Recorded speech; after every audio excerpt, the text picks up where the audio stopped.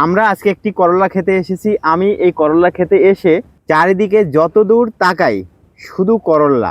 আপনারা যদি এই করলা ক্ষেতটা দেখেন তাহলেই বুঝতে পারবেন যে আসলেই ছবি যেন কথা বলে।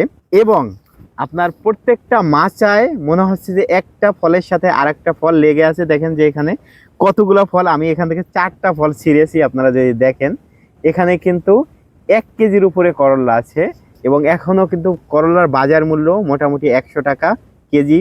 আপনারা যদি এরকম ফলন পেতে চান তাহলে অবশ্যই কিন্তু যত্ন সহকারে চাষাবাদ করতে হবে। আমি এখন কথা বলবো আমাদের কৃষকের সাথে, তার মুখ থেকেই শুনবো যে এত সফলতা, এত ভালো ফলন পাওয়ার পিছনে কারণ কি, আপনি যদি সংক্ষেপে বলতেন। এটা স্যার আমার কারণ হলো স্যার, আমি নিয়মিত জমিতে আসতাম, পরিদর্শন করতাম আমার গাছের কি খাবার, কি প্রয়োজন, কি অনুখাদ্যের প্রয়োজন, পিজিআর এর প্রয়োজন নাকি কীটনাশকের প্রয়োজন।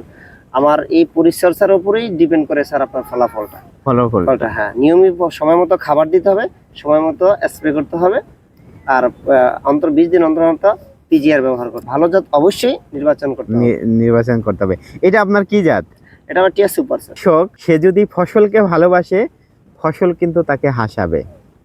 তাই আমরা আমাদের গাছকে ভালোবাসবো, ফসলকে ভালোবাসবো এবং সেখান থেকে ভালো একটা ফলাফল পাবো ইনশাআল্লাহ।